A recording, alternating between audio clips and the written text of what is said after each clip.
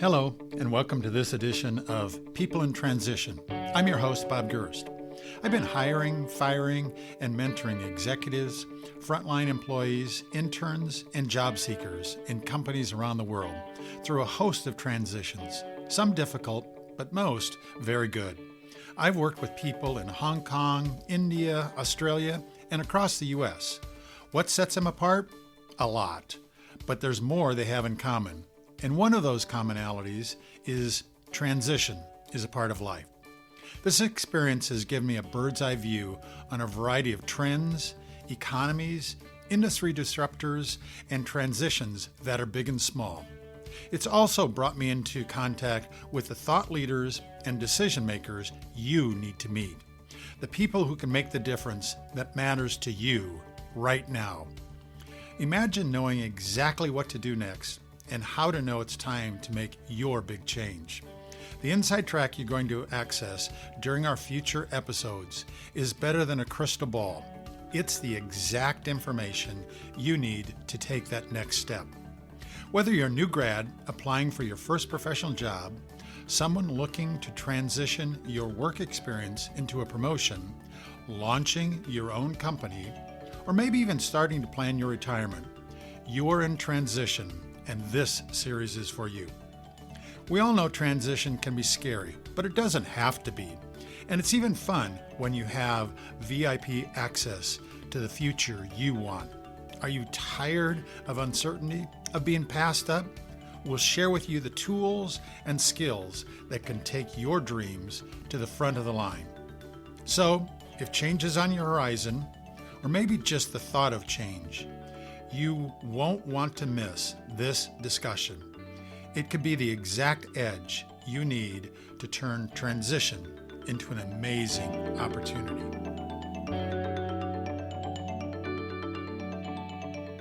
Jonaed Iqbal, thank you so much for joining us today on People in Transition.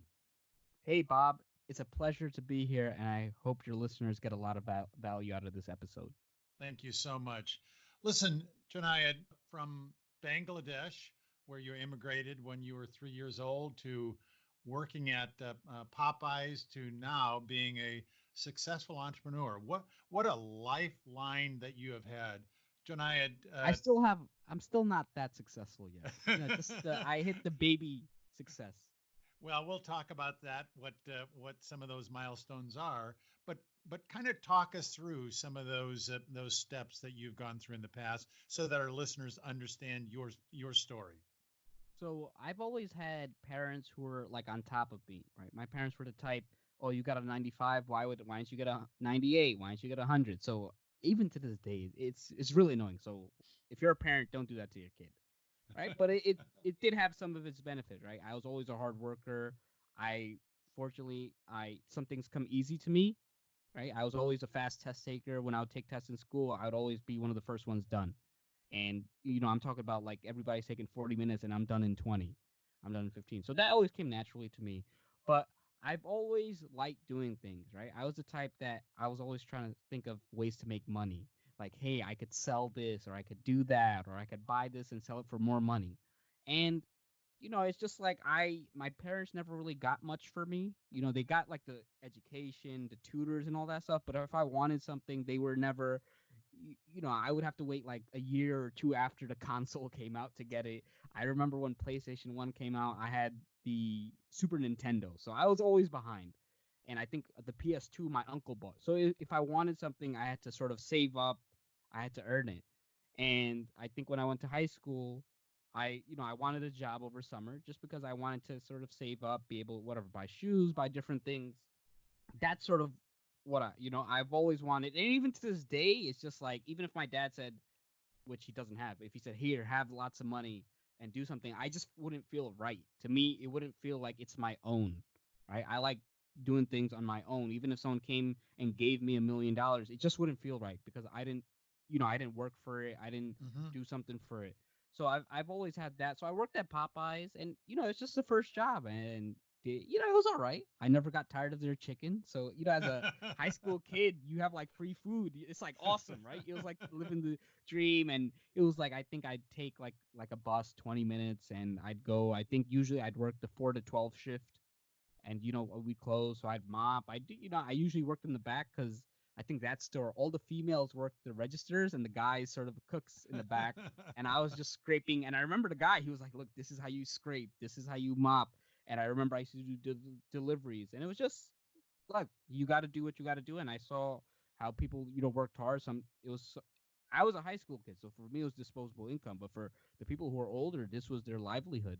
And I Yeah, kind of saw, how they took it, and you had to do what you know, you had to do what you had to do to pay the bills. And yeah, so that was sort of my first job. yeah. And then when did the kind of the entrepreneurial bug hit you? What did you do the normal out of high school, college, No, I did or it kind of during walk high us through? school. Oh, very much. So the thing was, I was always a good student, right? And then in my community, you always get tutors, right? But typically for like an elementary school kid, you don't need like an adult to tutor them. You can get someone in middle school, high school, because you're just teaching them basic stuff. So I saw when I worked at Popeyes, I made 7.15 an hour, and you had to work the 8-hour shift. But then when I went to high school, the my mom's friend, one of our neighbors who lived a few houses down, they needed to tutor for their two kids, and I remember maybe it was $10 or $15, I forgot. It was something around You that, but you were rolling in cash at yeah, that I was time. Yeah. rolling. So I remember, I think it was $10, and I tutored them like every day after school, unless I was super busy. I tutored them for an hour, hour and a half, helped her two sons with that stuff. And then over time, it's just, once people know you tutored, then I think the next girl when I tutored, it was like $15 an hour, right? And then the eventually I kept this throughout college. And the thing I liked about tutoring was I could do it 1 hour and I could get paid. So in 1 hour, I essentially made double, triple what I did. So whereas when I worked at Popeyes the whole day, I'd make like 50, $60. I could essentially make that 2, 3 hours and have an extra 5 hour. There's some travel time, but in half the time. And it allowed me flexibility. Like, for example, when I had exams or when I had something to do, I could let them know, hey, this week I have like 3 exams. I can't come these days. So I like the flexibility of that. And I like that as I got older, I was able to charge more. So eventually I was charging 20, 25, 30, 35 an hour. And that's what sustained me through college. I tutored from all throughout college, grad school.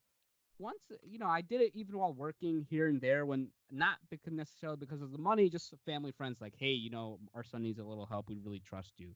So that's where it sort of started. And then you, out of undergraduate, you went on to graduate school Yeah. at Columbia, which is a transition, Yeah. and you had to kind of think through that.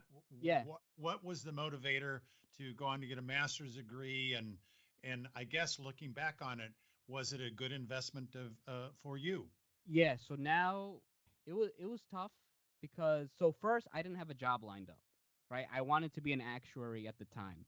And so I applied to Columbia, I got in to the actuarial science program. So it was in line, that's what I wanted to do. I just didn't get an internship. If I knew what I know now, I definitely would have got a job, right? And I may not have gone to Columbia. But, that's the past. Do I think it was a good investment? I think it was a little overpriced. I wish Mm, it was a little cheaper. I feel like a lot of colleges are very expensive for what you get out of it. But I will say that the primary motivator was my parents, hmm. just because like for me, even like to me it's like whatever, but the parents is like, oh, my kid went, immigrant parents, that's like the gold. Now Yeah, they can tell everyone that they went there. For me yeah, personally, it's like I didn't fit in the sense that I was a very smart kid, I worked hard, but the school is full of a lot of wealthy kids. I yeah. met people who their parents were paying $5,000 a month in rent, and over here I'm worried, I'm looking like I wish I could make $5,000, right? So it was just different. Not that the people were bad or anything. It's just a different perspective. It was hard to relate. I related more to the people who grew up in my neighborhood who were, for them, they would never work a retail job, right? They Yeah, spend, sometimes they spend on a vacation more than people earn in a year working these retail yeah. jobs. So, it was just a different, very different. But I did learn a lot, and it kind of gave me a lot of perspective to realize that now I replicated a network that is far superior to one that you even get in an Ivy League school, right? Because one of the things that people say when you go to Ivy League school, it's a network, it's a network. But the thing is, if you put in the work, if you know what to do, if you know how to relate and add value to people, you can easily create a far superior network. Jonaed, all due respect to my actuarial friends, Yeah, but you do not have a personality type. everybody told me that. so so maybe you have taken the right path for where you're going to. Let's go back. We get done with that program. Now you have to make a decision. Yeah. What am I going to do next? Walk me through that decision, So please. I wasn't done with the program when I got hired. So Mm, I came in the fall. I got an internship for the summer. I remember I was so happy because the first internship is the hardest. I remember when I went, I had the best. The lady told me, she said, you were the best person we interviewed. And that's because when I interviewed, I had my two buddies. One of my friends was older from a college, and one person he was in my second grade class. They did a mock interview on me. So they asked me questions because this is what I tell people. If you have an interview, say your answers out loud. Your answers are perfect in your head. When you say it, it's like, oh, tell me about yourself. It's like, oh, well, but you practice when you write it down. You don't write these things, right? So in your head, it's like a lot of people think, like, hey, I could do acting. It's like, no, go try it. It's not as easy as it looks, right? It right. takes a lot of practice. Fortunately, I had the best. I was qualified. I passed, I believe, one actuarial exam at the time, and it was so I got the internship. So then it's like I got the internship, and then I got an offer at the end. So since I had one semester left, I did it the program in such a way that I took one class during summer. So Mm, that way I knew that when I graduated at the end, I only needed three classes the last semester. So when I got the job offer, I just took one class part time got here it. and there. Speaking of kind of practicing interviewing, when did the Toastmasters come into your life? So I had a presentation. It was a video presentation, and I tell this story all the time. My friends still laugh at me to this day. So one of my buddies who helped me interview. So two of them are actually my business partners. One of them is a good friend of mine. So I was like, oh, I got this thing. We just have to record a 5 minute video. I'll just put a PowerPoint on TV. I'll do it quick. It'll be like 20 minutes. They still laugh at me. We started at 10 p.m. It's due at midnight. I finished at 6 a.m. It was reading some slides.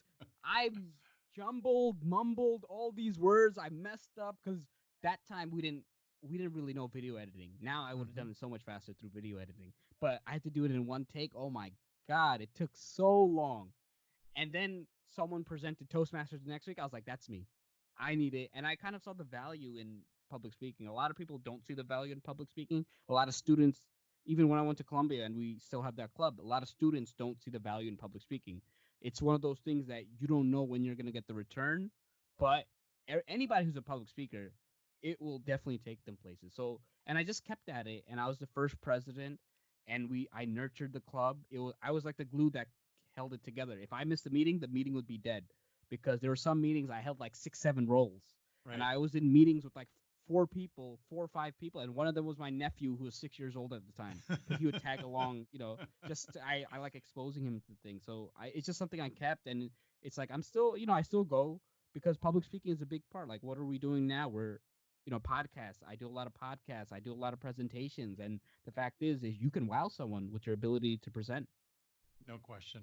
I'd agree. I have the claim to fame. When I lived and worked in Singapore, I started their 36 club Wow. in Singapore. So I know exactly what you're You talking know, about. the Columbia Club is actually the second or largest club in North America. Oh, wow. Very Yeah, cool. yeah. So it's Yeah. it's it's interesting just to see, I struggled the first few years, but once you get it going, Yeah. it's good to see like, hey, I was there at the beginning. Yeah. Very cool. So when did you then take, kind of all of these past experiences and launch your no degree So program? I actually found no degree while I was in undergrad. So in 2013, first I was on Reddit.com, and someone asked. There's a one area of it where people ask questions and people get answered. They're like, hey, for those of you without a college degree who make over 6 figures, what do you do and how'd you get the job? And it was all these jobs like I'm a claims adjuster, I repair elevators, I'm a surveyor, I work for this random department, I got this certification, I have this job at a hospital. And it was how'd you get the job? My uncle, my cousin, someone I knew, a teacher in high school told me, look, I should do this because I wasn't the best in school, but I should do this. So then I was like, why can't I be the uncle, cousin, teacher, friend, family member? I was like, all right, I typed in trades. It was available for sale, but I was like, they're gonna ask so much. trades.com. Come on. I typed in NoDegree.com and it was we got an inquiry. Like they sent an email. I didn't respond, and they gave us an offer. They're like, "Hey, we'll sell you this site for $1,800." I called two of my buddies. I called like three of my buddies. One didn't answer. Two of them answered. And I was like, "Yo, we could buy this site 1,800." And he was like, "Yo, let's go in on it." And then one of my friends said, "Yo, you can actually negotiate." They're a domain reseller. We got it for like 1433. I still, you know what? I still probably have that email somewhere. And it was just one of those things. And the first few years it was a bunch of guys in a basement just trying to figure out, we don't know a business model, we have all these ideas, like, and one of my business models, like, how, no, it's not that easy, you get all this. I'm a super optimist, he's more this type, but they're still with me to this day. Yeah. And now it's like a viable business. How do you, when someone comes to you and asks you, I'm thinking about out of college, or I've been at work, but I'm thinking about being self-employed, to be an entrepreneur. What's your coaching to that person? Yeah, it's very customized because it really depends on the person. Because a lot of times people like the idea of being their own boss, Mm, but when you're your own boss, it's very different. Like for mm, example, today when did I wake up? I woke up at like 10:30, which is nice. But then as soon as I woke up, I took a shower. I had a networking meeting. After a network meeting, I got home. I had a call with another guy. Then I had to finish up a resume with someone else. Then, fortunately, since I timed in, I'm an assistant wrestling coach. I went to practice. Then I just left practice and I do this podcast. Then I have a call. I have to talk to my business partner. So it's a different day, right? I am not a morning person at all. And it's something I've struggled with for years. And eventually I just said, look, instead of trying to fight my biology, I've done a lot of tests. Let mm-hmm, me wake up later. I'd rather have a meeting at 1 a.m. at night than mm-hmm, wake up at 9 a.m. for the morning. And it's like, look, you just got to know, some people can't handle a hectic schedule. Some people mm-hmm, can't handle the randomness. I know I love it. That's what keeps me going. Some people want stability. It also depends on the phase of your life. So I think it's a lot of questions. mm-hmm, And the fact is, it depends on their answers, because online people idealize entrepreneurship. They make it sexy. They do this and and the fact is, it's sexy for someone like me. For someone else who has like two kids, a mortgage, and stability, and doesn't work on these things. Because the thing is this, look, I'm always reading, even when I was working. Because remember, I found NoDegree in 2013. It didn't become a viable business until it started gaining traction in 2018. I started mm-hmm, understanding the business model and all that, understanding all those things. In 2019, I cashed out my retirement so I could go at it full time, and I didn't make money for some time, and it's just the beginning of 2020. No, I in 2018 I cashed out my retirement, and remember, there was good parts of first few months I didn't make money. Even good parts mm-hmm, of 2019 I didn't make money. And look, it impacts your relationships, because if you're not mm-hmm, making money, regardless, it's good to support each other, but your spouse is gonna, your significant other is gonna say, hey, look, where's the money? Because I don't blame someone for thinking about their options, because it's their life too. You got to think about your family members. I have like older parents, and it's like, look, I don't have forever, right? My father only has a few years left, and it's like, we don't own a house, we don't own mm-hmm. that stuff. So it's like, you got to think about all these things, and some people cannot handle that pressure. It breaks some people. So you really have to know who you are. So I don't say do this or that. You have to know who you are. I tell people, build it on the side, because if you can't work and build something on the side, trust me, you're not going to be able to do it, in my opinion. And you've been doing kind of these side Yeah, gigs. You said you're assistant wrestling coach, yeah, and you've done other yeah, things while supporting this. Would you say, and I have to tell you, kind of my spoiler alert, yeah, I don't like the term follow your passion yeah, because I like what I do. I'm not yeah. sure that I have to be passionate No, about it to it like helps if what you're I'm doing. passionate, Sure. but you don't need to be passionate Right. about what you Right. do. You have Right. to not hate it. Yeah, yeah, yeah. That way, at whatever time in the morning you finally do get up, would you say that this gives you the kind of satisfaction that a more traditional job doesn't do? Of course, because when I worked at traditional jobs, me knowing about search engine optimization, me knowing about content marketing, me knowing about the latest trend in social media algorithms, me spending a lot of time on anything, it essentially has zero value to these organizations, right? Mm-hmm. Especially as a data analysis role, it doesn't help. And even then, there are certain things that I know that are not applicable to large organizations. Large Mm-hmm. organization is like, look, go to these meetings. I hated meetings just because Mm-hmm. I felt it was so unproductive. I hated the bureaucracy. Mm-hmm. Right? I didn't like that. I didn't like these random things. Look, I'm not the type that was like, oh, we have to go to this training program. I understand why certain things are in place, but I also didn't like the people who are so focused on structure.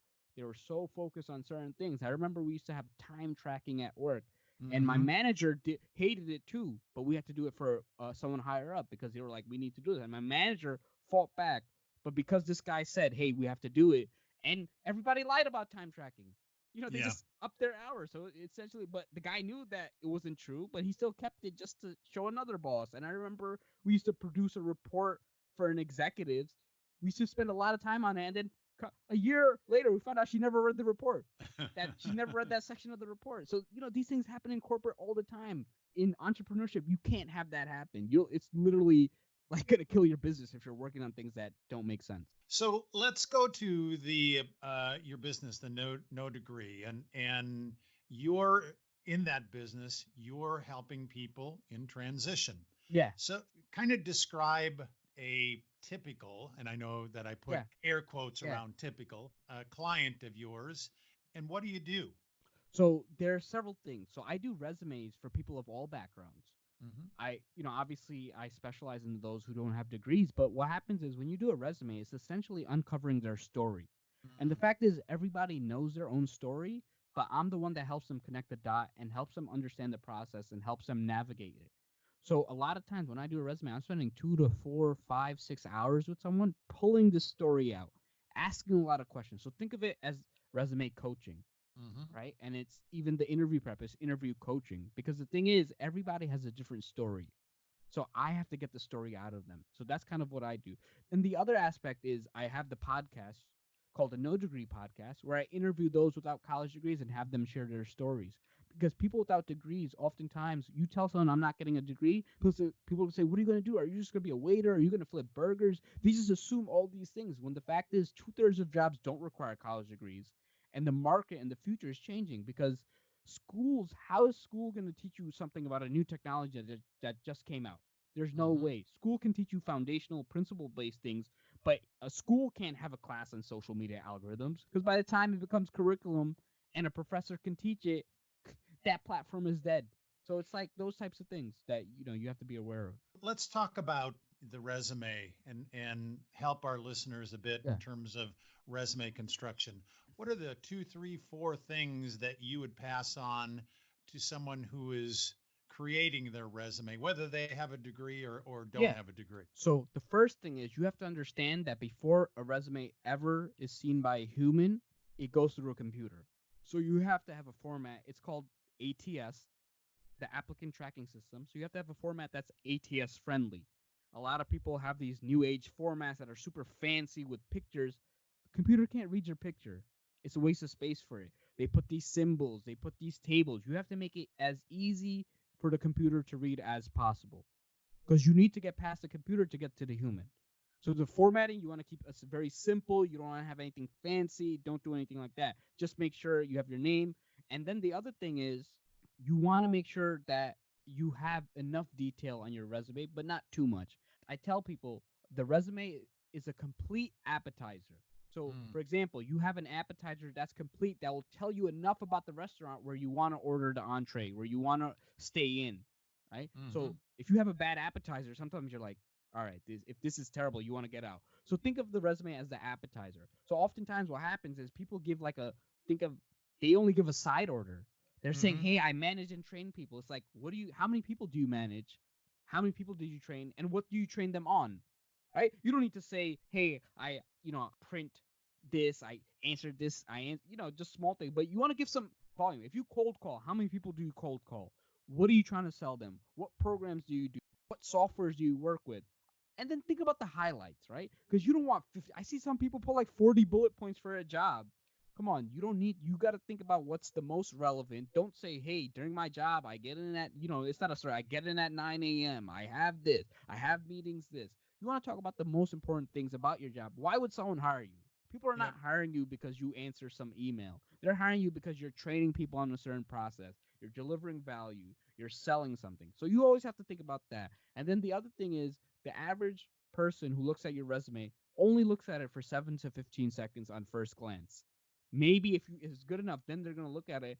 And I would argue that most people never even go through your full resume, even when they call you for an interview, because I've seen so many people come in and they don't even know a lot of things about it. That's the first, because they're just like, hey Bob, you have an interview at 2, and then at 1:55 you're like printing, and then at 1:58 you're just kind of quickly skimming it.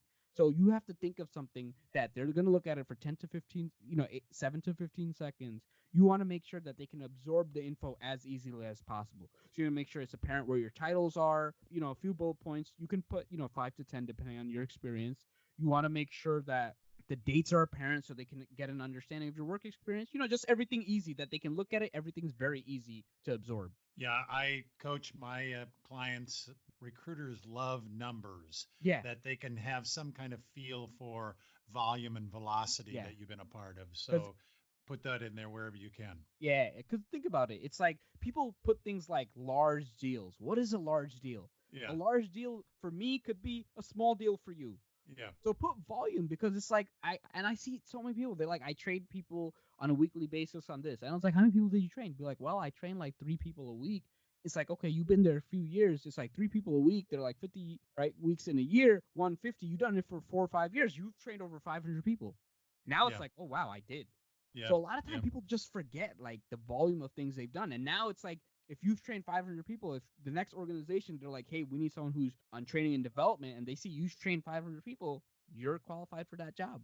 Jonaed, let's say that your resume gets you through and you're now going to the interview, the screening interview. What's the 2 or 3 things that you tell your clients to help them be successful in that interview? So I have a podcast on how to prepare for an interview, because I've had that conversation way too many times, and unfortunately, as much as I want to help everyone, there's only limited time a day. But the main thing that I try to say is, look, do research on the organization, understand the things, know yourself, because you're going to the interview. If they ask you anything on your resume and you can't give a proper answer, even if you know the answer, right? But you don't say it properly, they may think you're lying. And once you lose the credibility, they're just going to judge you. So make sure you know yourself. Make sure you know all the stories that, look, you can't prepare for every question. That's not possible. But at least know 50 to 70% of it, because it's all online. Like, what's your biggest weakness? Why do you want to work here? Tell me about yourself. Know the basic ones, because once you start the interview, answer those questions right, it gets you in the zone. And then again, say your answers out loud. I tell people, you say your answers out loud, it just makes the biggest difference. You just seem so much more competent. You show so much more confidence, and it'll definitely set yourself apart. Great counsel on that. Jonaed, let's say that one of your customers, one of your clients, has a problem in their past, Yeah, a gap in yeah, their work history, whatever it might be, yeah, something that is might be considered by some recruiters yeah. as a difficulty. How do you coach your clients to deal with that problem? So whenever, sometimes have an answer for that gap and own the answer. I actually made a post about this recently on LinkedIn. I say, own your answer, know your story, know what you did, and kind of just say, you know what, that was a bad time in my life, but this is what I did to recover. And if you're currently in a gap and you're not getting any calls, volunteer, take a course, do Mm, something. There's so many things you could do. Don't sit, right? Because once you sit, that's where you stagnate. So I tell people, own the story. Sometimes people got sick. Just say, look, I actually had an illness, but now I came back and I got that cleared up. Show that it was a temporary time. Show that if you did quit a job, just say, look, I quit the job because I realized this wasn't for me, and now I focus on self-discovery, and now I know what I want to do. Because I've told people, look, if you switched a lot of jobs, mention, understand why you switched, and then when you go to the next one, realize why you want to stay here. So you good. have to know your story. You have to own it. It's okay to have gaps. So if you have kids, just kind of own it, but kind of say, look, now I'm ready to enter the workforce. Do things that people can't do while working. Volunteer. Go, work on your public speaking skills. Network. Do all these things, and this is how you set yourself apart. Good coaching. Jonaed, if you were coaching our listeners in terms of tools that they should look at, online, books, whatever, where would you suggest that they go to, people who are either in transition between jobs or looking at potentially being self-employed? So I tell people one book I recommend is called Never Split the Difference by Chris Voss. He was the FBI's top hostage negotiator, and it's a great book on negotiation because regardless of what you do, whether you work for yourself or you work for someone else, you're always negotiating. And to identify how people negotiate and to properly address the situation will set you apart. Another book I recommend is called Roger Dawson's Secrets of Power Negotiating. Chris Voss goes more into philosophy and certain tactics, whereas Chris Voss does that. Roger Dawson, he breaks down a lot of tactics, like, hey, here's something you may see. Because then once you identify how people are negotiating with you, you can then understand, hey, I understand this is happening. This is what he's trying to do, intentionally or unintentionally. This is how I can properly counter it. So those two things, negotiation, super important. I think Udemy has a lot of good resources. You have to be careful of the courses, but there's so many resources on there. I learned video editing from there, the Microsoft Excel, those types of things. The LinkedIn Learning has a lot of things, and that's like $30 a month. You have access to so many courses. The other thing is you got to network. You'd be surprised. Catch up with your old friends. I think so many people forget that they have a good network that could help them achieve the things they want. It's just that they don't know what you're trying to achieve and you're not staying in contact. I see so many people, they haven't talked to their friend, and now all of a sudden their friend has a 6-year-old kid, right? And it's, I'm pretty sure you've seen it. You're like, wow, we've really been out of touch. You don't have to talk to someone that often, even once every 6 months. I go through my list, like, hey, I try to contact like one or two people a week, regardless of how busy you are. Make time for that because you don't know. Maybe they lose a job and you can help them. Maybe when you lose a job, they can help you. I Yeah. know that, look, if I were ever, let's say I were working, I know if I lost a job, I know I have enough people to reach out to because I've maintained contact, because I supported them, because I helped them out when they needed to. They're willing to do the same for me. Pay it forward. So, Jonaed, as we wind down here, if our listeners remember nothing but these last two or three things, what are the two or three things that you want to leave them with? Triple down on your strengths. I think as an entrepreneur, one of the reasons when I quit my job and cashed out my retirement, one of the reasons I wasn't as productive was because we focus so much on our weaknesses that we forget about our strengths. In a book I read, it's like there are several types of things you do. There are some things that you like doing that you're good at. There are some things you don't like doing that you're good at. There are some things you don't like doing that you're not good at. And right, so those types of things, and there's some things you're bad at doing that you're bad at but you like doing. Try to focus on the things you like doing that you're good at, because the things that you don't like doing that you're good at, it's called the burnout skills, so they'll burn you out. So Mm. as an entrepreneur, focus on less. Entrepreneurs go through this thing called shiny toy syndrome. Oh, you could do this, I could do this, I could chase this business, I could make money this way. But the fact is, the only way you'll make money is if you focus on a few things. Right? Nothing's stopping me saying, hey, I should do this, I should do that. But I like focusing on a few things, and it's so much easier to. The reason I can work longer is because even though this is work, I don't consider it work. I'm enjoying this. I enjoy talking back to you. I enjoy interviewing people. There's some things I don't like doing. I'll try to outsource the things that you don't like doing, or sometimes you can avoid them altogether. Like, you don't need to be on every social media platform. I just focus on LinkedIn because I like it. I don't focus on Instagram. I don't focus on other things. When I do have more money, I'll, pay someone else to do it. So focus on a few things, triple down on your strengths because that's what matters. Jonaed, I think that our listeners got so much value from your experiences, from your coaching them, from your philosophy, from the way you live your life. From all of them, I want to thank you for your time today. We really do appreciate it. I Thanks want a to thank lot. the listeners for listening to me because, look, anybody who listens to me for more than 10 seconds, I really appreciate that. Great. Thank you. You have a great day. You too, Bob. I hope you got as much out of that program as I did. So exciting and information packed. Thank you so much for taking time out of your day to listen to my podcast. I hope it was worthwhile for you to bring me along with you as you drove to work, or you worked out, or you had some downtime, that you could listen to people in transition. I'd love to hear from you. on your thoughts for the program, please send me a note, and we can ensure that we address any of the issues that you might have in future episodes. I hope that you share this podcast with your friends, people at the supermarket, people at the gym, because it's all about a conversation on people in transition. I hope you got some useful tips and ideas about what to do in transition. Again, this is Bob Gerst. You can find me on LinkedIn page. Feel free to send me a note there. And remember, we are all in transition. It just might not be today, but at some point in time, change happens. And the more you are prepared for it, the better you'll be. Thanks again. This is your host, Bob Gerst. See you next time on our next issue.